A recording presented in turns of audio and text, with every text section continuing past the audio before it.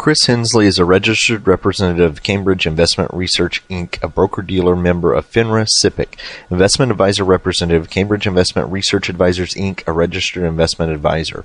Cambridge and Houston First Financial Group are not affiliated.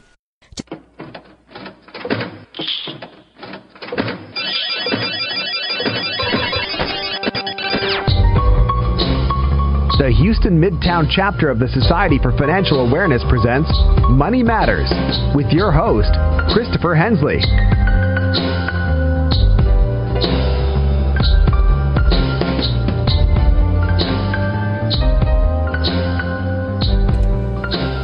Good morning, everybody. You're listening to KPFT Houston. I'm Chris Hensley. The show is Money Matters, and we are here live in April. Financial Literacy Month. If you have listened to the show in the past, you have heard me talk about Houston Money Week. Well, we are here. We have been building up to it, and we are now in April, right smack dab in the middle of Houston Money Week. Our guest is Jenny Guzman with Texas Capital Bank. She is a member of the Houston Money Week leadership team. She is with Texas Capital Bank, and we will kind of do a deep dive into Houston Money Week as well as financially preparing for emergencies. So keep listening, stay tuned. She is live with us right here in the studio. But as we do each and every show, we always reserve just the first few moments of the show to kind of tell you a little bit about what's going on here in the Houston and the Gulf Coast region. Part of the show today, we're going to talk about Houston Money Week, so that's going to be a good bit of the show. But we do have some guests coming up here in May. We have Tommy Servo. He is a personal injury attorney. He will be talking to us about things to look out for if you get injured or if you're involved in a wreck. That will be on Star Wars Day, May 4th. We also I'm going to have a TRS talk, or Texas Teacher Retirement System talk, at the Youngman Library on Westheimer on May 26th. Those are always free. They're open to the public from 10 to noon. With that, let's go ahead and get right into it. Jenny, let me turn your mic on here.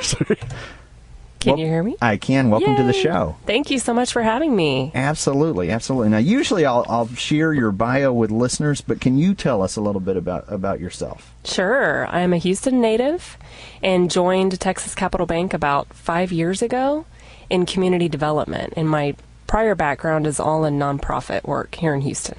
So you've been in both worlds. You've been in the bank side, but then also in the nonprofit side as well. Yes. So that is a good leeway into Houston Money Week, because Houston Money Week we've got many different organizations, companies, for-profit companies, nonprofit companies, groups out there working together.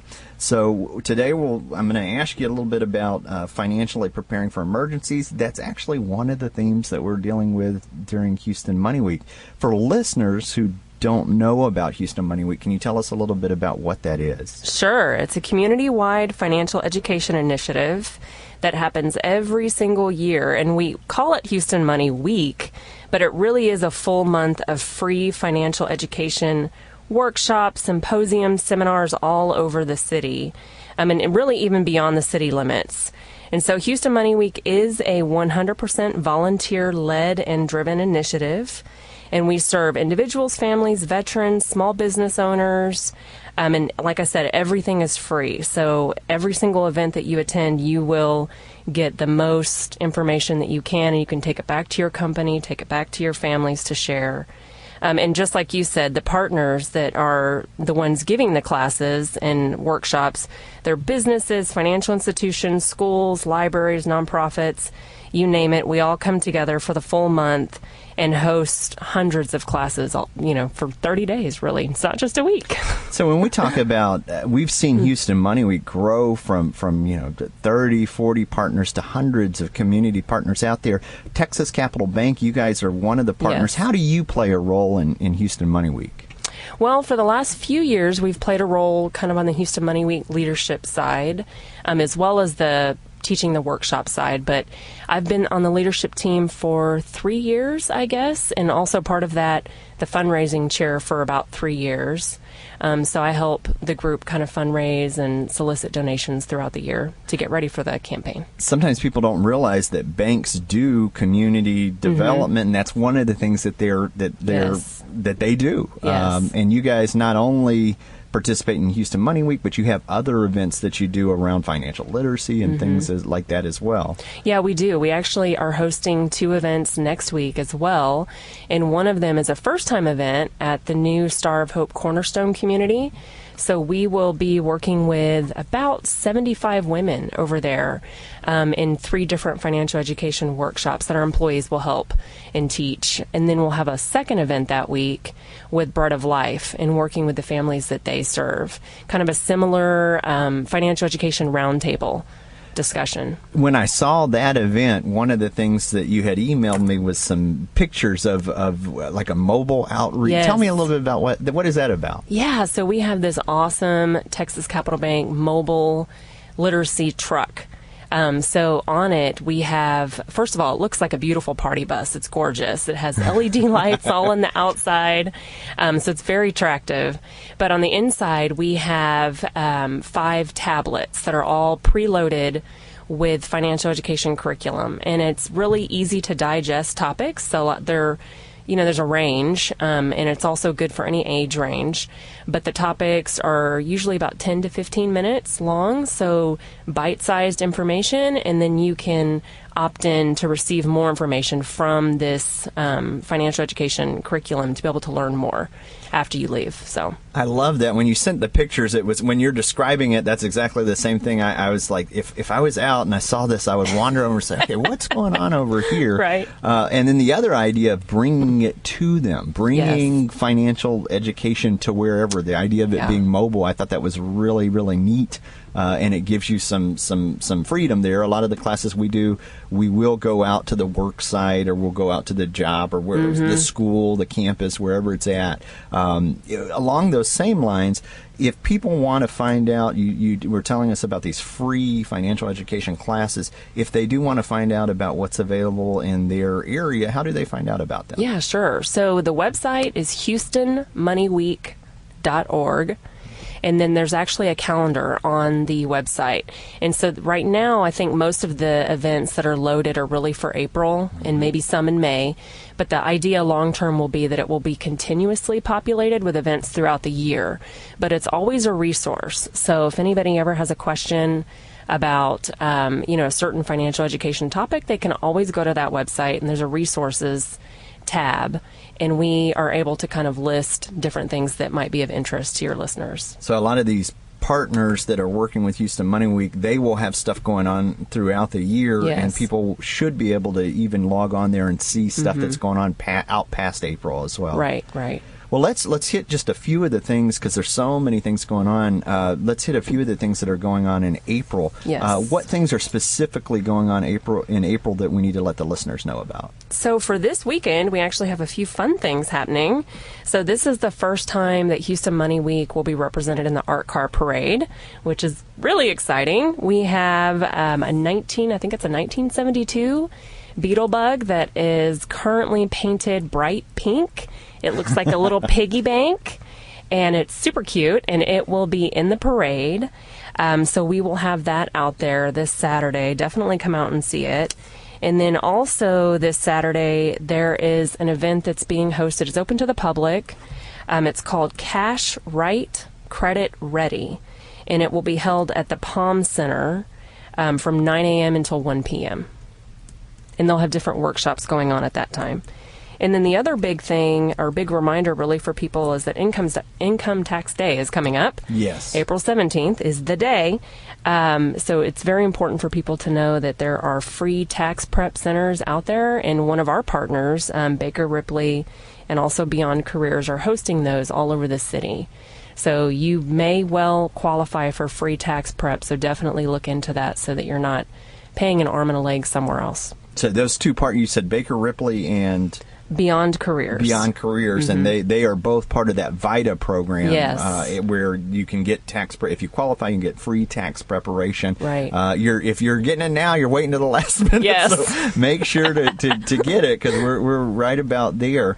So let's kind of sidestep here and talk about, this is still Houston Money Week related, because one of the themes that we talk about this year is preparing for emergencies, whether it's the Harvey or the flooding or what have you. Tell us a little bit about some of the things that we need to be aware of. Yeah. So I'll give kind of some bite-sized pieces so that people can kind of take note.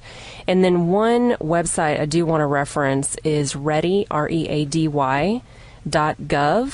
They actually have, and that's gov.gov, they actually have an emergency preparedness toolkit, which has some really great information in it that can kind of help you prepare for any emergency, but especially those that are, that can be life-changing, natural disasters. So the reason why this topic is so timely is because Houston is still recovering from Hurricane Harvey. Houston and the surrounding regions, really.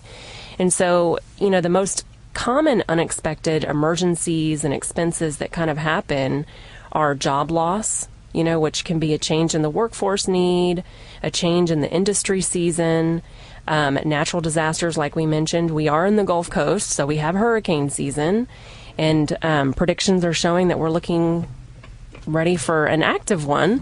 Yep. So definitely want to be prepared. Medical problems, that's another big thing. Flu season was huge this year, and there was so much out-of-pocket costs related to that. Spring sinus season, which I'm recovering from right now. That's another big one. And so even if you do have health insurance, if you're on a high deductible plan, you may have a high out-of-pocket expense. So you need to be prepared for that so that you can go to the doctor. So that's one thing to include in an emergency savings fund. And then another thing is just accidents, a car accident, a critical home repair. This is Texas. You don't want to be without air conditioning for too long. And recently, you didn't want to be without heat for very long. So just being prepared, having some sort of plan to help kind of mitigate the expense there. So I like that, because what you're talking about are things that that aren't necessarily on your radar, things that you didn't plan on. You mentioned just simply losing your job. We know how lots of companies do layoffs, and if you don't have that 3 to 6 months of committed living expenses as a cushion or a safety net, it can really come back to bite you. Natural disasters, we're here in the Gulf Coast. We have listeners in internationally, Puerto Rico. I mean, lots of places have been affected by these hurricanes and these storms. Doesn't look like they're getting better. No, it doesn't. Looks like it's getting worse. You mentioned medical problems, flu season. You mentioned even a car accident, making those deductibles. If you have a high deductible plan, you got to make sure that you have that bucket of money set aside. What else? What other things do we need to think about when it comes to preparing for emergencies? So one of the things that I kind of feel like is necessary, especially now that we're embarking on another hurricane season, is to really have a go bag for like those really big emergencies where you have to leave. So in times of flooding in Houston, or really anywhere, but any type of emergency that's going to cause you to leave your home, you need to have something ready to go. And so in that bag, and again, a lot of this information that I'll share is also in that emergency preparedness toolkit on ready.gov, but essentially, having your ID with you, or at least a copy of it in that bag, and any financial documents. So your Social Security cards, birth certificates, all those types of things that if you were to lose those items, it would probably take forever for you to get duplicates. So you definitely want to keep those handy. And then also in the bag, including cash. I know a lot of us don't really have cash. We don't carry cash anymore. Everything's swiped. Mm-hmm. But having just emergency cash, it doesn't need to be a ton, but emergency cash that will help you with gas, lodging, food, anything that you're going to need when you are fleeing an emergency situation. Again, medical info, so your insurance cards, you definitely need to have those handy, probably copies of them in the bag at least. And then any family contact info. So, when in times of stress, you may not remember numbers. You might lose your phone. And so it's best to have some of that information written down for those emergency contacts and keep that in your go bag. I love that. All of the ideas you just mentioned are really, really important. If you think about if you've ever lost your driver's license or had to replace a Social Security card or, God forbid, replace a birth certificate, yes. This can be a major hassle. So these essential documents, making sure, I know I've had clients that have had a fireproof safety box, and they actually experienced a fire. The only thing left was that lump with the will, the Social Security cards, all of that stuff. So making sure that those documents are important. Having cash for just gas even. You talked about having your medical insurance. What if you're out of state? What if you've had to flee for flooding or a hurricane and you go out of state? Do you know how your health insurance plan works if you're not in Texas or if you're out of state? Those are things to think about. Contact information for your family, that's huge. And even, I know when we had the floods, you can't assume that there's going to be an ATM just around the corner that's going to be open. You may not have electricity. Exactly. The grocery store may be closed. They may be flooded as well. I mean, we experienced a lot of that stuff here, and it took days, sometimes weeks, depending on where you're located, for these things to come back online. So I think the idea of a go bag, that's great. What else? What else do you want to tell us when it comes to being ready for emergencies? Well, one thing I wanted to mention, too, is just, I think it was today or yesterday, FEMA actually posted some tips to get ready for hurricane season. So definitely want to mention that, and that's on their Facebook page. I saw it today. But also just remember that regardless of the natural disaster or any emergency that you might encounter, you're still responsible for your financial obligations. And so please, remember, don't ignore the calls from your creditors or from your mortgage company. Be responsive, work with them. In most instances, they will be really understanding and provide options. The last thing you want to do is go MIA. Right. Because then they will take action, and you don't want that. So I know a lot of the creditors and companies even proactively reached out. So if you were in a hurricane, flood area or a hurricane, that they might waive or something like that. So that was really cool to see that happen. But not all of them are going to do that. Right. And just not picking up the phone, you get late payments. It's like you said, don't be MIA on that. Be proactive. Let them know what's going on. And then you also mentioned the FEMA website, that they've actually got stuff on there about getting ready for the hurricane season, which we are right in the middle. We are almost there. Yeah. What else? What other things do you think listeners need to know? Sure. So let's talk about an emergency savings fund. So after talking about all of the different types of expenses or unexpected expenses that you could potentially incur, you want to think about setting aside, like you mentioned, several months of living expenses. So a lot of experts will recommend 6 to 8 months. Some are even longer, depending on where you live. But you need to think of those as your necessities. So your food, anything related to housing. So that includes all the bills related to housing. And then any of your other bills that you're going to need to pay to keep up with life during that time of transition. And then also just having enough money to cover all of your insurance deductibles, like you mentioned earlier. So your car insurance deductibles, your house insurance deductibles, even your medical insurance deductibles. So if you're on a high deductible plan, you might have a large deductible, and so you need to have money set aside for that. And that's usually I think they'll call it your out-of-pocket maximum. So whatever that is, you need to make sure you have sort of that set up so that in your time of transition, those main things that could break you won't, because you're prepared for them. So these aren't your discretionary expenses. These are your mandatory. This is what you need: food, shelter, clothing, health. If somebody gets sick, you're covered by the insurance there. That makes me think of COBRA, because if you do lose your job, often people get the surprise. They say COBRA. It's called COBRA because it stinks. Sometimes you'll see the premiums double or triple because your employer was paying part of that for you. So if you do get laid off or fired, have an idea that what you would pay for your health insurance, and we're not even just talking about the deductible, we're just talking about the premium alone, would be more of your responsibility, and you would have to take that into consideration. I think those are all really, really good things that people need to be aware of when these emergencies happen. Now I'm going to go back. We'll go back to Houston Money Week now because I think we've covered quite a bit of stuff here. But there's a reason we talked about this because there's a contest that we have, an essay contest.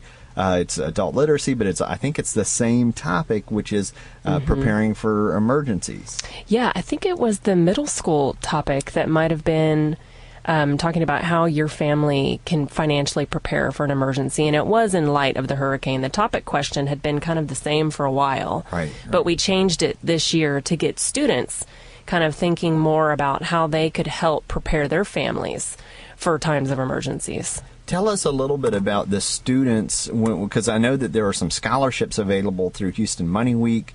You mentioned middle schoolers there, but what different schools or groups are open to these scholarships? Yeah, so actually all schools everywhere were open to it. I think the deadline has already passed for the essay contest, but definitely keep in mind we have it every single year. And the HoustonMoneyWeek.org website is definitely the resource for that. And you had middle schoolers, you had college students, you had even the adult literacy programs. So it's kind of touched on all of these different areas there. One of the neat things about the scholarship to me was that it was a lot of you hear about scholarships, and a lot of times at the end of the day, the money goes directly to the school, and the student actually doesn't see it. I mean, they'll see it because it'll be deducted from their tuition, but they don't actually see it. They don't get it in their hand. And one of the neat things about a lot of the scholarship stuff here is that it was actually going straight to the students, or it will be going when it's awarded after the Yeah, because there are so many other expenses that a student can incur outside of just tuition. Right. I mean, just getting books alone, paying for books and housing and all of those costs that kind of come up front that as a student you're not really aware of until you get there. Right. And then you're like, oh no. Yeah, you think about all the expenses that when they were living at home they didn't have to worry about. Then they're on their own. They're either in a dorm or an apartment. You've got to eat. Yes. You've got to get to work or get to school. So you've got transportation expenses. So all of that, as they get out into the working world, they get these expenses that they didn't have before. Yeah, hashtag adulting. Yes, exactly. So I do like that aspect of it, is that it was the money actually made it to where it was intended to go, and that will be the same with these contests as well. What other things?